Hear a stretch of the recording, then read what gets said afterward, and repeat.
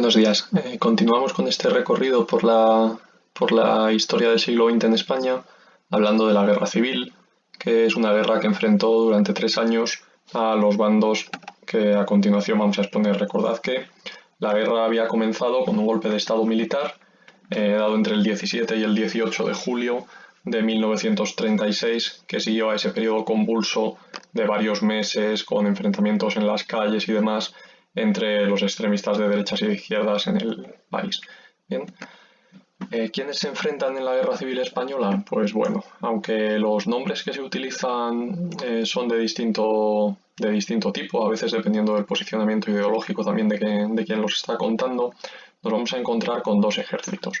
Uno es el bando republicano, bien, que representaba a quien tenía la legitimidad política en el país, puesto que eran los que habían salido elegidos en las elecciones de febrero del 36, y era un bando en el cual había una enorme diversidad. Bien, en él estaban los republicanos moderados, de Azaña, por ejemplo, estaba el Partido Socialista, un Partido Socialista con distintas almas, con distintas mentalidades, una un poquito más moderada, que sería la que dirigía Indalecio Prieto, y otra más radical, dirigida por Largo Caballero.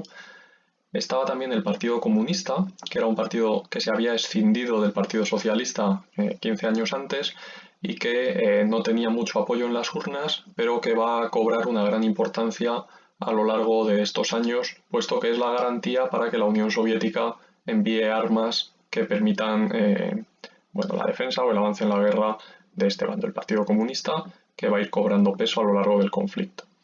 Estaban también los anarquistas que recordad eran una fuerza que tenía desde el punto de vista sindical, puesto que no había un partido político anarquista, por extraño que parezca, pero bueno, los anarquistas fundamentalmente se organizaban desde los sindicatos, y recordad que la CNT, el principal sindicato anarquista, tenía un enorme apoyo, y en este bando también estaban los nacionalistas vascos y los nacionalistas catalanes.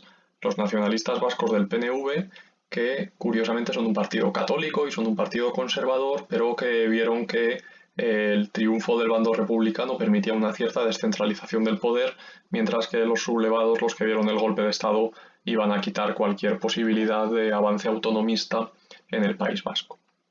En este bando, el principal problema que hay es que de toda esa amalgama de partidarios, pues cada uno tira un poquito para su lado o tienen distintas posturas. Las más claras son, dentro de la izquierda había algunos que eran partidarios de ganar la guerra y luego ya se vería qué se hacía. Y otros que decían, tenemos que aprovechar la guerra para además hacer la revolución. Bien, esa era principalmente la postura de los anarquistas. Los comunistas, que van a arrastrar el gobierno hacia ahí, eran partidarios de ganar la guerra y luego decidir cómo se organizaba el país. Los anarquistas eran partidarios de hacer la revolución a la medida que iban haciendo la guerra. Entonces, durante la guerra, pues van a nacionalizar tierras en las zonas donde estos gobiernan. La foto, igual las tendría que haber puesto en el orden contrario, pero la foto que he puesto para representar al bando republicano es esta. Bien, buena parte del ejército se pasa al bando nacional, al bando sublevado, aunque hay una parte importante también del ejército que permanece con los republicanos, con el gobierno legítimo, pero fundamentalmente el grueso del ejército republicano va a estar compuesto por voluntarios, bien, por voluntarios que se organizan en unas unidades que, dependiendo del líder que les haya tocado, pues pueden ser socialistas o pueden ser comunistas o pueden ser anarquistas, y hay una enorme falta de coordinación en estas unidades. Estaban mal pertrechadas, además. Fijaos que bueno, la ropa que vestían los anarquistas, por ejemplo, se niegan a vestir un uniforme porque dicen que eso es antianarquista, o no acatan que haya un mando, un superior a ellos, pues todos son anarquistas. Entonces, claro, todo esto da lugar a una gran descoordinación dentro de este bando. Como os pongo en el texto, pese a representar al gobierno legítimo, dentro de este bando va a haber enfrentamientos internos por hacerse con el poder.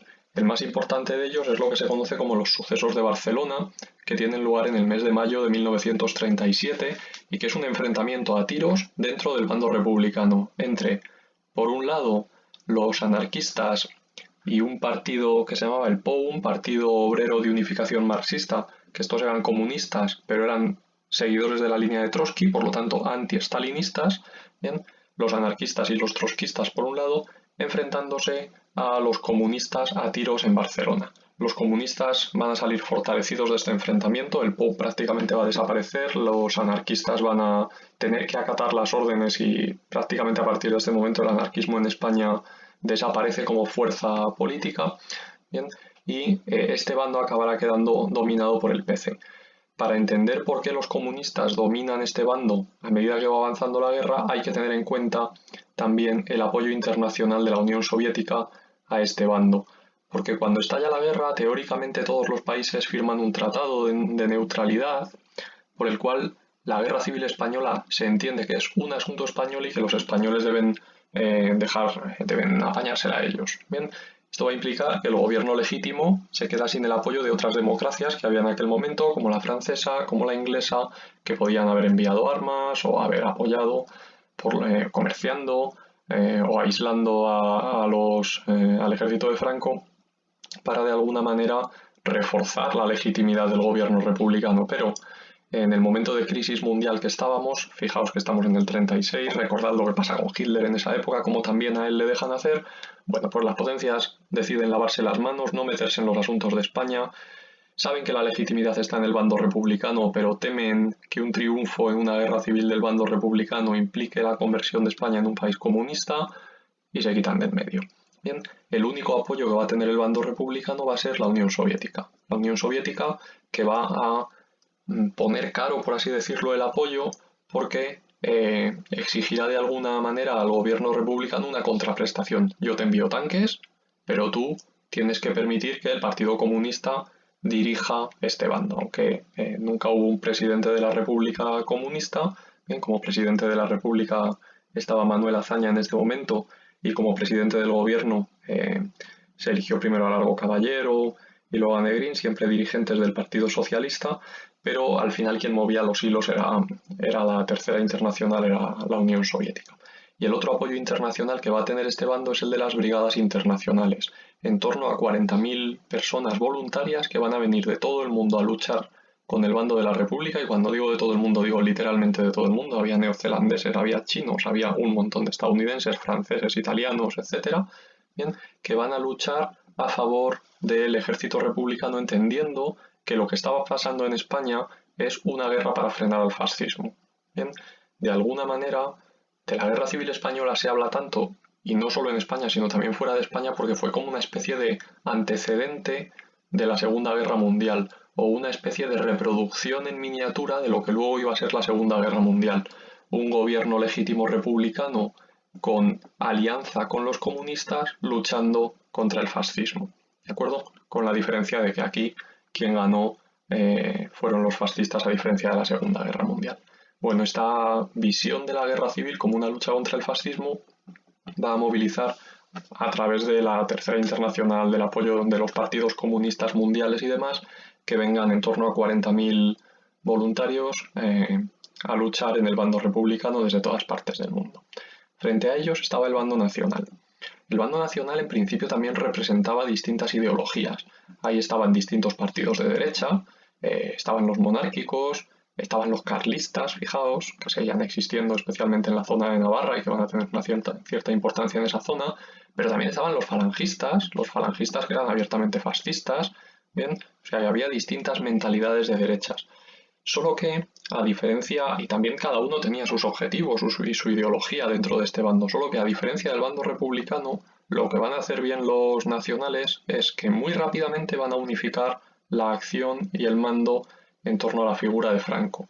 Recordad que la guerra comienza el 18 de julio y tan pronto como el 1 de octubre de ese mismo año, estamos hablando del 1 de octubre del 36, ya Franco ha capitalizado todo el poder dentro de este bando. En ese hacerse con el poder de Franco, pues, bueno, de alguna manera tuvo importancia, por supuesto, el prestigio que tenía, como había frenado la revolución de Asturias del 34 y las hazañas militares que le habían llevado a obtener el generalato en la guerra de Marruecos, pero además influyó también la fortuna de alguna manera, porque el que estaba llamado a liderar el bando nacional era el general Sanjurjo, que si recordáis ya había intentado dar un golpe de estado en el verano del 32, en agosto del 32, Sanjurjo en este momento estaba en Lisboa, en el exilio. Desde allí había participado en la planificación del golpe de Estado, había colaborado y coordinado de alguna manera la planificación del golpe de Estado. De hecho, Franco es de los últimos generales que se decide a dar el paso y a sumarse al golpe. Sanjurjo, en el momento en el que estalla el golpe de Estado, se sube en un avión para volar desde Lisboa a Madrid y ponerse al frente de las operaciones. Ese avión tiene un accidente en el despegue y Sanjurjo muere.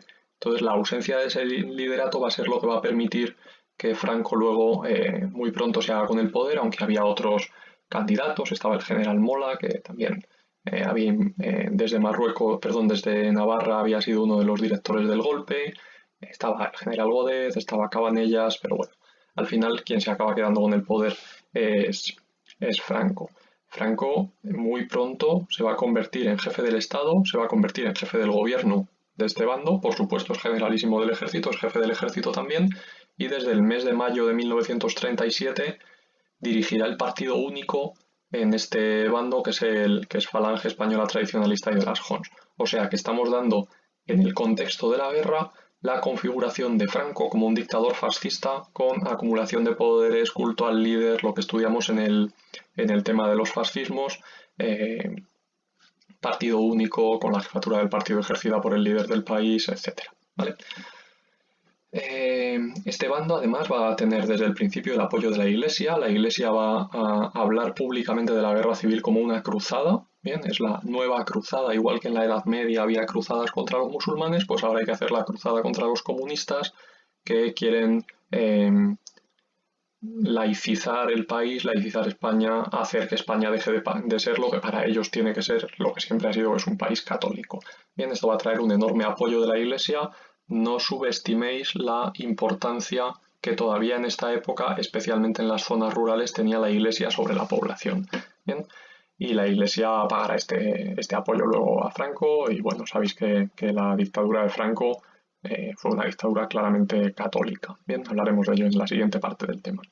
Y por último, hablando de los apoyos internacionales, este bando desde el principio cuenta con el apoyo de la Italia fascista y de la Alemania nazi, que lejos de permanecer neutrales enviarán armas, enviarán hombres voluntarios a luchar en el bando en acciones tan significativas como la batalla de Guadalajara, en la cual participa el CTV, que era el cuerpo de tropas voluntarias, que eran los fascistas italianos que habían venido a combatir del lado de Franco. Perderán, por cierto, en la batalla de Guadalajara, pero también colaboraron en los bombardeos de la ruta que va de Málaga a Almería, por ejemplo, donde mueren miles de personas que huían de la toma por parte de las tropas nacionales de la ciudad de Málaga y son bombardeados mientras huían, o las tropas nazis que fundamentalmente utilizarán la guerra civil como campo de pruebas de técnicas de guerra que luego se utilizarán en la Segunda Guerra Mundial, especialmente los bombardeos aéreos. La Guerra Civil Española es la primera vez en la que se hacen bombardeos aéreos sobre la población civil como medio de guerra, algo que sabemos que luego, recordad, la batalla de Inglaterra tendrá una enorme importancia en la Segunda Guerra Mundial. En este contexto, como ejemplo de todo esto, el bombardeo de Guernica, del que todos habéis oído hablar por el cuadro de Picasso, sería un buen ejemplo de estas intervenciones. En general, la parte más destacada del ejército permaneció fiel a este bando. Esto es una reunión en la isla de Las Palmas unas semanas antes del golpe de Estado, este de aquí es Franco, bien, en la que tenemos a un montón de generales allí reunidos en un bosquecito planificando lo que iban a hacer luego. Va a tener una enorme importancia el ejército de Marruecos, el ejército de regulares y la legión, que permanecieron muy fieles a Franco. Y bueno, en general vamos a ver una guerra en la cual hay una cierta desigualdad porque había un ejército mucho más organizado y mucho más profesional apoyando a los sublevados y un ejército mucho más espontáneo y desorganizado apoyando a los otros. En cuanto a los nombres, si a esto lo llamamos el bando republicano, era el gobierno legítimo, lo habréis oído llamar tal vez alguna vez con no mucha precisión el ejército rojo. Bien, el otro bando lo vamos a conocer como el bando nacional. Nacional, pero estos también eran de la nación española, lo que pasa es que estos eran nacionalistas, ¿no? Estos defendían el nacionalismo español, el bando nacional, al que yo prefiero llamar el bando sublevado, porque son los que, o el bando rebelde se les llama también a veces, porque son los que dan un golpe de Estado. El fracaso del golpe de Estado es lo que conducirá a que esto se convierta en una guerra. Bueno, y os voy a contar la guerra brevemente a partir de estos 4 mapas que os enseño aquí. Son las distintas fases. Si os fijáis abajo tenéis el momento en el que se produce cada una de esas fases. Entonces a partir de esto lo describo. Cuando se produce el golpe el 18 de julio del 36, el golpe triunfa en algunas partes y fracasa en otras. Bien, las zonas en las que triunfa el golpe al que los franquistas bautizaron como el alzamiento nacional, bien, las zonas en las que triunfó el golpe son las que tenéis representadas en morado en el mapa. Franco estaba en las Islas Canarias destinado porque el gobierno del Frente Popular desconfiaba de una serie de generales y lo que había hecho era alejarlos de Madrid. Entonces a Franco lo había mandado a las Canarias, a Godel lo había mandado a Palma de Mallorca, a Mola lo había retirado a Pamplona, bien, por sacar a los más sospechosos de antirrepublicanos de la capital. Aún así se habían conseguido coordinar en Lisboa y Franco, una vez que se decide sumarse al golpe, coge un avión en Canarias y vuela a Marruecos, en el Dragon Rapid. Y va a ser desde Marruecos, desde donde se proclama el inicio de la guerra civil, donde estalle la sublevación, que tendrá lugar fundamentalmente en las capitales de provincia. Bien, la sublevación militar, porque ahí estaban las sedes de las comandancias militares. En algunas capitales de provincia fracasará desde el principio, en otras habrá unas horas de enfrentamiento, Madrid y Barcelona, pero acabará fracasando también, y en otras ese golpe triunfará. Como veis en este primer mapa, las zonas en las que triunfa son fundamentalmente este tercio norte de la península, con la excepción de la cornisa cantábrica, que era una zona donde los nacionalistas por un lado y los obreros de las minas asturianas por otro tenían mucho peso. Entonces triunfará en buena parte de Aragón, en Navarra, donde los carlistas estaban muy asentados y desde el principio de la mano de Mola se suman al golpe, en la mayor parte de Castilla y León, una zona bastante conservadora del país, en la mayor parte de Galicia, sino en la práctica totalidad de Galicia, que también es una zona bastante conservadora del país, y en distintas capitales andaluzas o en distintos lugares de Andalucía, aparte de Mallorca, Ibiza y las Islas Canarias y también la zona de Marruecos. El hecho de que Marruecos se subleve en bloque va a ser muy importante porque en Marruecos estaba la mayor parte de los militares españoles que habían participado en una guerra, que era la guerra de Marruecos de 10 años atrás. Bien, y Franco, que tenía un enorme prestigio entre los militares marroquíes había 2 cuerpos, el cuerpo de regulares, bien, que eran soldados de nacionalidad marroquí o nacidos en Marruecos pero que luchaban bajo bandera española, y la Legión. Bien, entonces estos 2 cuerpos siguen fielmente a Franco y eran unos cuerpos muy habituados a la batalla y además bastante bestias, para que no nos vamos a engañar, van a ser esenciales en el éxito de la guerra. El golpe se produce el día 18, el día 20 ya hay aviones alemanes pasando tropas sublevadas desde Marruecos hasta la península, y esa colaboración en solo 2 días de aviones alemanes es fundamental para entender el triunfo del golpe y también para plantearnos que en 2 días tú no convences a un país de que te ceda aviones, con lo cual probablemente Alemania era consciente de este golpe, de esta planificación del golpe. Llegarán los aviones alemanes y permitirán que el ejército de Marruecos pase a la península y muy rápidamente empezarán a conquistar posiciones en Andalucía, porque una vez que se da este estado inicial, el objetivo rápido de las tropas sublevadas, de las tropas de Franco, es unir los territorios de Andalucía que se habían sumado a la sublevación y unir la zona norte y la zona sur, porque a un ejército en una guerra lo que le interesa es estar compacto, estar todo unido. Esto lo va a hacer gracias a las tropas marroquíes. Como veis aquí en azul nos señala la ofensiva de los sublevados. Esas tropas marroquíes van a pasar a Sevilla, desde Sevilla se van a dedicar a unir las zonas de Andalucía y luego se van a dirigir hacia el norte, mientras desde el norte las tropas se dirigen hacia el sur para unir Extremadura y así permitir que el ejército sublevado pueda circular por todo el territorio. Esto que se va a dar durante los meses de el otoño del 36, el invierno del 36-37, bien, va a permitir que a principio de invierno del 37 esta sería la situación pues hacia febrero del 37. ¿Cuál va a ser el siguiente objetivo? El siguiente objetivo va a ser tomar Madrid. El frente de guerra había llegado a las puertas de Madrid y se interpreta en ambos bandos que si Madrid cae, si cae la capital, la guerra habrá terminado. Se intentará tomar Madrid primero en el mes de noviembre del 36 desde más o menos la ciudad universitaria y la zona de Moncloa, si lo conocéis es la parte al oeste de Madrid. Las tropas intentan pasar por la Nacional 6, fracasarán. Habrá un segundo intento de toma de Madrid por el sur, haciendo una envolvente por aquí, y por lo que hoy sería la Nacional 3, por Rivas hacia Madrid, Arganda, bien, donde se da la que se conoce como la Batalla del Jarama. Madrid conseguirá, o los republicanos madrileños conseguirán frenar ese segundo intento de toma de Madrid, y un tercer intento de toma de Madrid vendrá por la Nacional 2, entrando desde Guadalajara, la batalla de Guadalajara que os comentaba antes, en la que las tropas italianas intentarán entrar en Madrid, pero serán frenadas. Va a haber 3 intentos de toma de Madrid, los 3 van a fracasar, y en ese momento el gobierno, bueno, el bando nacional, el bando sublevado, decide hacer un cambio de estrategia.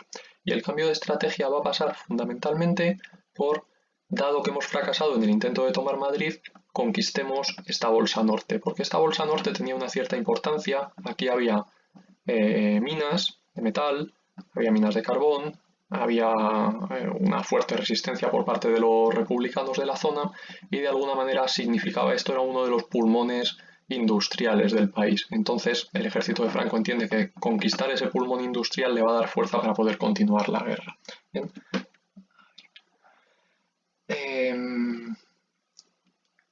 Bueno, el avance por este frente del norte se va dando a lo largo de la primavera de 1937 y se va a hacer desde el País Vasco hacia Asturias. De manera que en el mes de abril del 37 Bilbao será conquistado por los nacionales, en el mes de mayo Santander será conquistado por los nacionales, no viene aquí, estaría aquí, y en el mes de junio, julio, se acabará de conquistar la zona de Asturias. Bien, a cada uno de estos avances nacionales los republicanos intentan responder con un contraataque.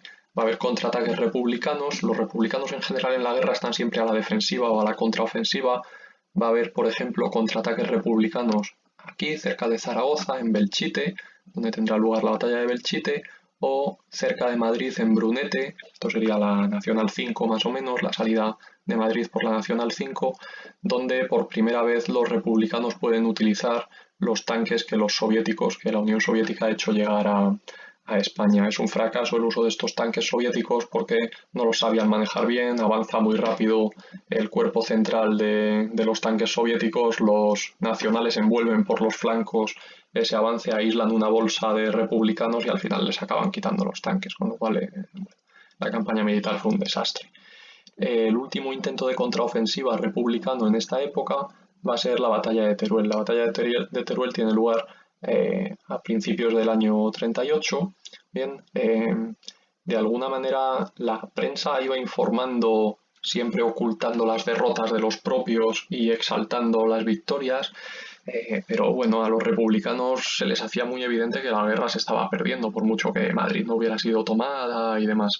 Entonces intentan apuntarse un punto, un tanto, el gobierno republicano conquistando una capital de provincia y ven que la más fácil de conquistar va a ser Teruel.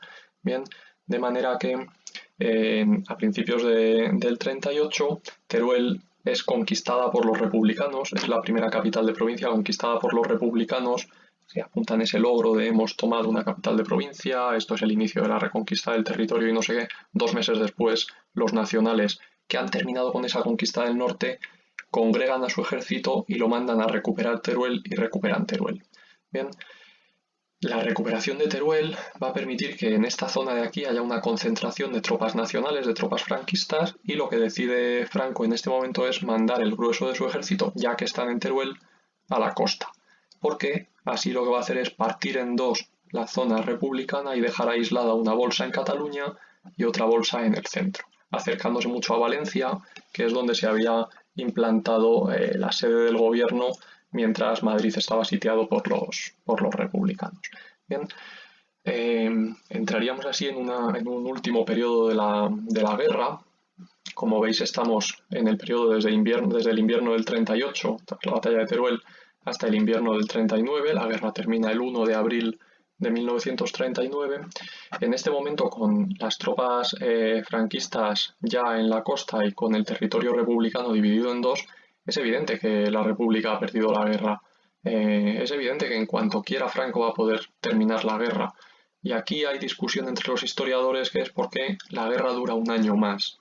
Hay historiadores que dicen, pues porque tampoco estaba tan claro que hubiera tanta superioridad, y hay otros historiadores que lo que dicen es que Franco decide prolongar la guerra un año más porque se da cuenta de que una guerra es una situación ideal para limpiar el país de enemigos. Entonces prolonga la guerra para limpiar el país de republicanos, comunistas, socialistas, anarquistas, etc. Sea como sea, eh, el hecho principal de este periodo último de la guerra es la gran batalla del Ebro. La batalla del Ebro es la batalla más larga, fijaos que dura desde el mes de julio hasta el mes de octubre de 1938, es la batalla en la que más gente muere también en la Guerra Civil Española, y es como la última gran ofensiva o el último gran intento de los republicanos por no perder la guerra.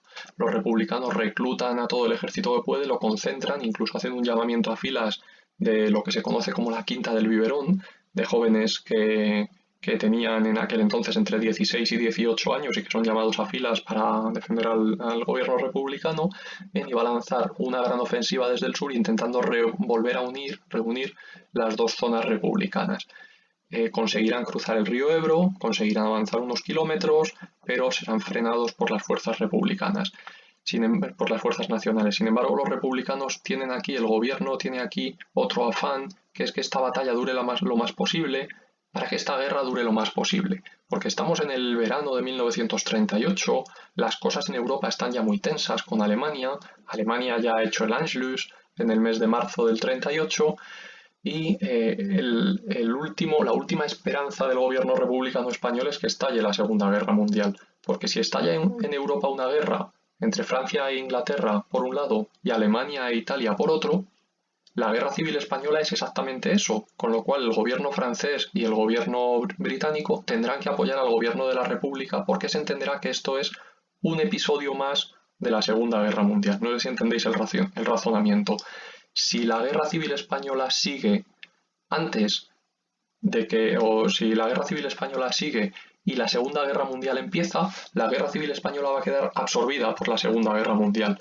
El gobierno de la República Española entrará en un bando, el de Francia y Alemania, el gobierno de Franco estará en el otro bando, el de Italia vaya, perdón, os lo he dicho mal. El gobierno republicano español estará en un bando, el de Francia y Gran Bretaña, sí.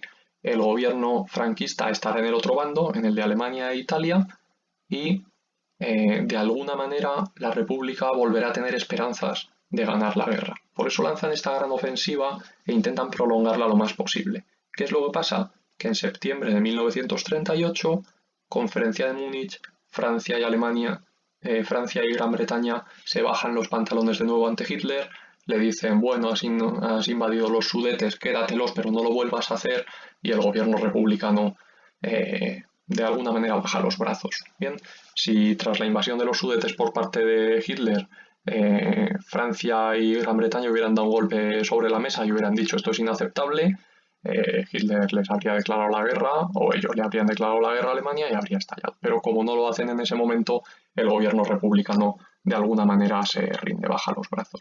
Finalmente pierden la batalla del Ebro, las tropas nacionales empiezan a avanzar sobre Cataluña, tomarán Barcelona a finales de enero, principios de febrero de 1939. Habrá esas fotos que habéis visto todos con la guerra siria, pues son las fotos que os han puesto comparando con la guerra española, columnas de republicanos que huyen de la guerra a pie hacia Francia, donde sabéis que fueron concentrados en campos, en las playas como el de Argel-sur-Mer.